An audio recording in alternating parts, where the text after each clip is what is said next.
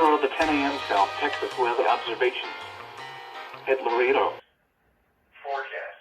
No flooding is expected.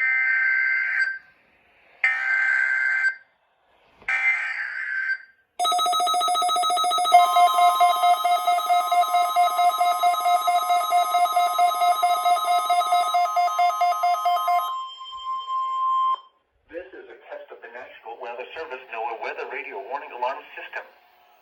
This test is conducted every Wednesday between 11 a.m. and noon local time, unless there is severe weather in the area, in which case the test is postponed until Thursday.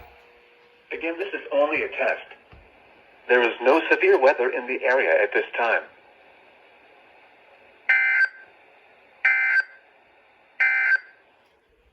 For the latest weather information, as additional rainfall could affect Crest's forecasts.